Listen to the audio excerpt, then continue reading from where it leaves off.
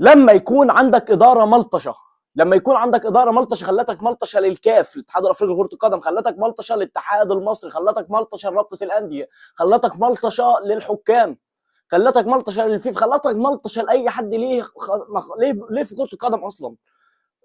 اداره الكره في النادي الاهلي خلتك ملطشه، خلتك اتظلمت واتعاقبت.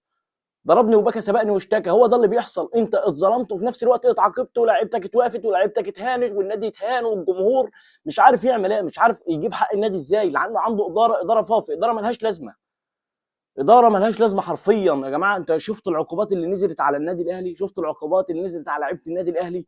ولاعيبه النادي الاهلي اتظلمت، والنادي الاهلي اتظلم في ضربه جزاء وبرضه اتعاقب. الحكم اتعاقب؟ لا، ده الحكم اتحاد الكره شايفين ان هو المفروض يعمل كل الحكام تبقى زيه، المفروض شايفين ان كل الحكام تبقى زي محمود وفا. محمود وفا الزملكاوي، ايوه زي ما بقول لك كده، محمود وفا الزملكاوي. انت مستغرب؟ طب قال بص ده واحد بيقول لك اقسم بالله محمود الوفا ولا محمود ابو وفا ده زملكاوي، وهو من عنده يعني في القريه او بالبلد، هو واخوه زملكاوي بيكرهوا الاهلي. طب احنا مالنا؟ انت بتكره الاهلي جاي تظلمنا يا جدعان؟ اقسم بالله حاجه تقرف، حاجه في قمه العبث. فكك من العبث والحاجات دي لانها ما بقاش تاكل معاهم دلوقتي. خلينا دلوقتي في ادارتنا. انت دلوقتي هتجيب حق النادي ازاي؟ انت دلوقتي تعال اقول لك عقوبات النادي الاهلي يا عم، تعال اقول لك عقوبات النادي الاهلي كده بالراحه. محمد الشناوي ايقاف 4 مباريات وغرامه 50,000 جنيه مصري.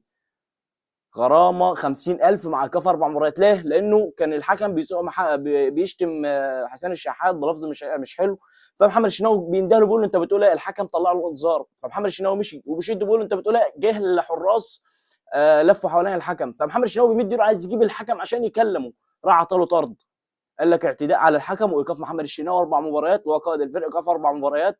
ومش بس كده، ده غرامه 50,000 جنيه. ايقاف مين تاني؟ ايقاف وليد صلاح الدين. طب وليد صلاح الدين عمل ايه؟ ايقاف وليد صلاح الدين لمده مباراه مع غرامه 5000 جنيه. وليد صلاح الدين اللي كان بيلم اللعيبه بيحوشهم بره عن الحكم خد غرامه ايقاف مباراه وغرامه 5000 جنيه. مين تاني؟ النادي الاهلي. النادي الاهلي لو يطولوا يوقفوا مباراه مع غرامه 20,000 يعملوها. يعني هم عطوا للنادي الاهلي غرامه 20,000 بس ما عطولوش ايقاف مباراه.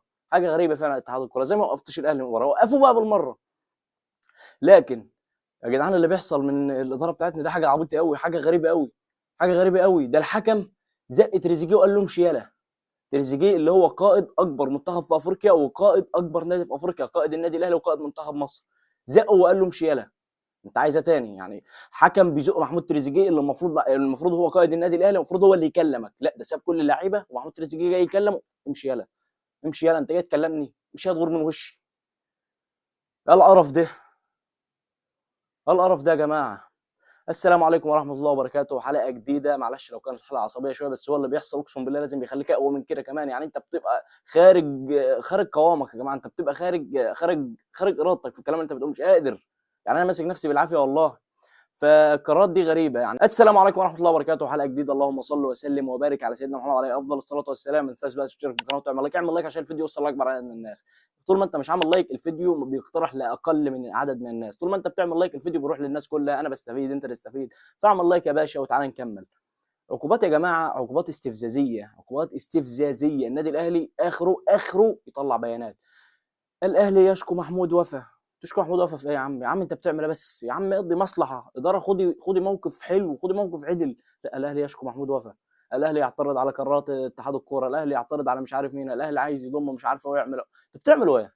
هو مين مع مين؟ هو مين داخل مع مين؟ هو مين طالع؟ هو مين نازل؟ هو مين ماشي؟ هو مين؟ بتعملوا ايه بالظبط؟ اقسم بالله اداره غريبه يا جدعان. انتوا بتعملوا ايه بالظبط يا جماعه؟ محمد الشناوي عشان بيقول للحكم تعالى، انت بتقول للشناوي والحكم ما توقفش. الحكم شتم حسين الشحات وما توقفش.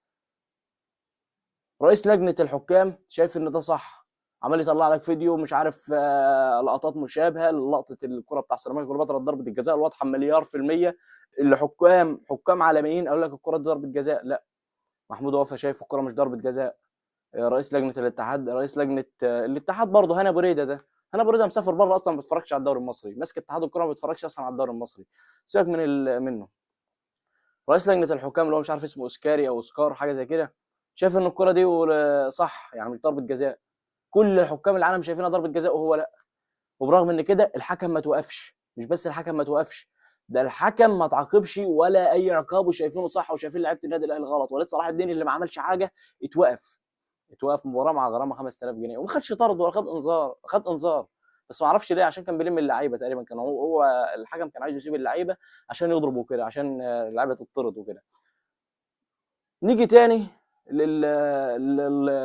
مين تاني اللي اتوقف؟ ايقاف تقريبا وليد صلاح الدين. يعني بعد القرف ده كله يا جماعه احنا اللي بنتوقف، احنا اللي بنتهان، احنا اللي اتظلمنا واتهنا واتعاقبنا.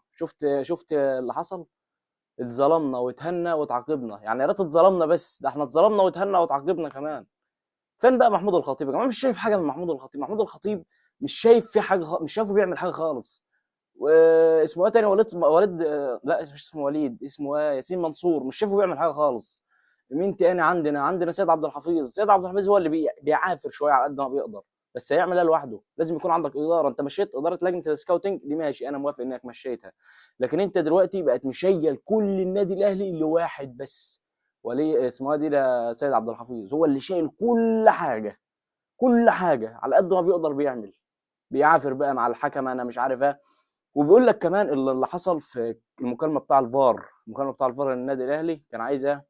يطلعها يعني على العلن، والناس كلها تسمع المكالمه اللي كانت بين محمود عاشور محمود ابو الوفا، الحكم، حكم الفار يعني وحكم الساحه. فالمكالمه دي بيقول لك اللي حصل فيها، ان محمود عاشور حكم الفار بيقول ابو الوفا، بيقول له الكوره ضربه جزاء واضحه، تعالى ارجع شوفها. فرجع شاف، قال له ضربه جزاء واضحه. الثاني قال له لا، الكوره ما فيهاش حاجه. عادها له من كذا زاويه، عمل له زوم، قال له لا الكوره ما فيهاش حاجه، وفي الاخر ما حسبهاش حاجه. فمحمود عاشور حكم الفار، هتلاقي ما حدش اصلا بينتقده، ما حدش ليه دعوه بيه، ده ما عملش حاجه اصلا. تمام. في الاول وفي الاخر يا جماعه قرارات غريبه، ولازم النادي الاهلي يشوف وقفه، لازم انت كنادي اهلي تبقى ليك وقفه. تبقى انت مثلا انا اتظلمت فانا هتظلم واكمل الدوري كده. اقصى حاجه هتعملها، لما محمد الشناوي قائد الفريق اتوقف 4 مباريات، لما وليد صلاح الدين وما عملش حاجه اتوقف مباراه و5000 جنيه غرامه. قال اللي هتعمله، ما انت لازم الجمهور كده قاعد مستني، هيشوف انت هتعمل ايه، بعد كده. انا قاعد كجمهور قاعد كده مستني. قال هترد على العقوبات دي ازاي؟ هتوقف العقوبات دي ازاي؟ اردك للعقوبات، اردك للي بيحصل ده كله، هتدافع عن نفسك ازاي؟ هتعمل ده كله ازاي؟ الجمهور قاعد مستني بقى يشوف الاداره بقى، الاداره المحنكه، اداره النادي الاهلي المحنكه، سماها كده اداره النادي الاهلي المحنكه، سماها حاجه زي كده. تعالى اقول لك اخر حاجه كده، ابقى قابلني كده لو لقيت النادي الاهلي رد لصالح النادي الاهلي، قابلني ان النادي الاهلي خد موقف لصالح النادي الاهلي، ابقى قابلني. مش هتاخد حاجه، مش هتاخد معاهم ولا حق ولا باطل. يعني محمد الشناوي موقوف 4 مباريات، قابلني لو ال4 مباريات دول اتلغوا او اتخففوا، هيفضل ال4 مباريات 4 مباريات، وال50000 50000. ولسه صلاح الدين اتوقف مباراه، هيفضل المباراه مباراه، وال5000 5000، والنادي الاهلي هيدفع الغرامه ال 20000. ده كله هيحصل لان لا بقى لانك ما عندكش اداره يا جماعه. ده جمهور الزمالك او اداره نادي الزمالك بتبقى مستنيه الحاجه قبل ما تحصل. يعني مثلا النادي الزمالك مثلا الحكم اللي عليه اللي جاي له مثلا الماتش الجاي ده مثلا، الماتش اللي جاي ده لو الحكم مش عاجب اداره نادي الزمالك او قناه نادي الزمالك، بتطلع تقول لك الحكم فيه كذا كذا والحكم يعمل كذا كذا، فبيضغطوا الحكم. عندنا جه يعمل اسامه حسني، جه يعمل كده وقفوه، منعوه واحالوا له التحقيق. اسامه حسني اللي هو شغال على قناه النادي الاهلي، الاعلامي، وكان لاعب في النادي الاهلي، وقفوه خالص، منعوه من الظهور وحلوا له التحقيق. لا، لانه كان بيعمل زي اداره نادي الزمالك، لا الحكم ده مش حلو، الحكم ده بيظلم النادي الاهلي، الحكم ده زملكاوي، فعشان كده عملوا ايه؟ وقفوا اسامه حسني وحلوا له التحقيق. طب انت بتعمل ايه اصلا؟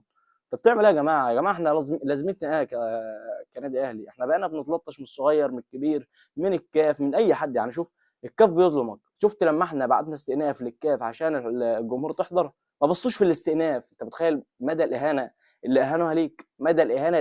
لما ما بصوش اصلا في الاستئناف، ما بصتش في حاجه زي كده، ما بصتش لاتحاد الكوره لما عملوا كذا وكذا وكذا. انت مش هتفضل مثلا، مش هتفضل كده. لما انت تفضل كده كله هيفضل يلطش فيك، كله هيفضل يأذي فيك، كله هيفضل يهين فيك. مش كده بس، ده كله هيظلمك وهو شايف نفسه صح. يعني هو بيظلمك وهو شايف نفسه صح في نفس الوقت.